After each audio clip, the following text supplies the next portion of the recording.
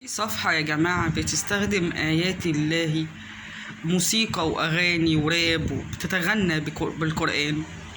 دي كارثة، دي نصيبة سودة، دي كارثة للمسلمين. ايه الاستهانة بآيات الله ده؟ الاستهانة ليه بكلام الله؟ اشمعنى القرآن اللي حرقكم؟ اشمعنى القرآن اللي قاهركم وحرقكم؟ بتتغنوا بآيات الله وترقصوا موسيقى وراب؟ دي كارثة سودة. ليه الحقد على الإسلام للدرجة؟ هو إحنا في زمن كل حاجة فيه بشع عليه كده، في زمن كل حاجة فيه بشع عليه كده. القرآن بتتغنوا بالقرآن؟ ما لقيتوش إلا القرآن تتغنوا؟ اشمعنى القرآن؟ يعني اشمعنى القرآن اللي انتوا بتتغنوا بيه؟ طب ليه ما بتتغنوش بالكتاب المقدس، ولا بالنشيد الأنشاد مثلا، ولا بالتلمود مثلا؟ اشمعنى القرآن اللي حارقكم وقاهركم؟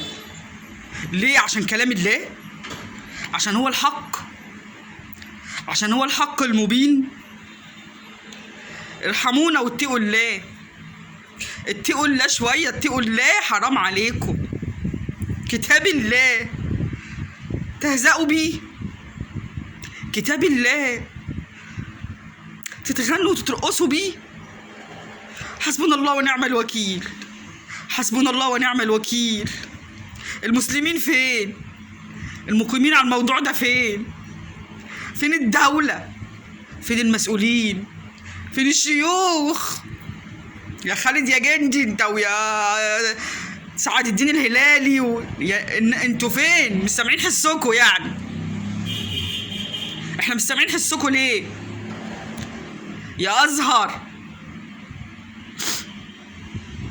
يا احمد يا طيب، انتوا فين من اللي بيحصل؟ الناس دي تتجاب وتتحاسب، الناس دي تتحبس. انتوا فين؟ فين اللي بيتعدوا على الله وكلامه؟ الناس دي فين؟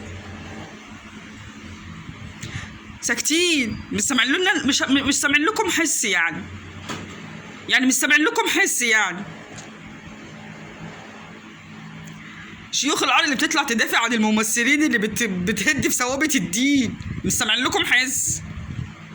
ما تقولوا حاجة، عايزين نسمع. انتوا رحتوا فين؟ انتوا رحتوا فين؟ اترشتوا دلوقتي؟ ما حدش سامع لكم حس، ما حدش طلع يدين ويقول احنا هنعمل ونسوي. للدرجة دي آيات الله بتهزؤون بيها؟ للدرجة دي كلام الله؟ للدرجة دي؟ حسبنا الله ونعم الوكيل. ما عندناش غيرها نقولها، حسبنا الله ونعم الوكيل. وأفوض أمري إلى الله. ما احنا ملناش حيلة، ولا لينا لازمة، ولا لينا كلمة، ولا المسلمين ضاعوا، المسلمين ضايعين من زمان. المسلمين ما لهمش كلمة ولا ليهم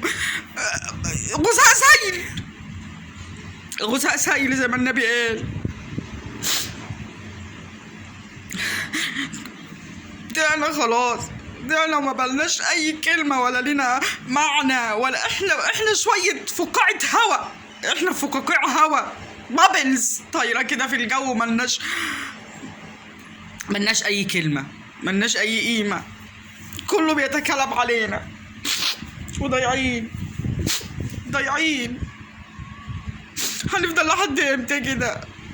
مش ناويين تفوقوا بقى؟ المسلمين مش قادرين يفوقوا بقى. حسبنا الله ونعم الوكيل، حسبنا الله ونعم الوكيل.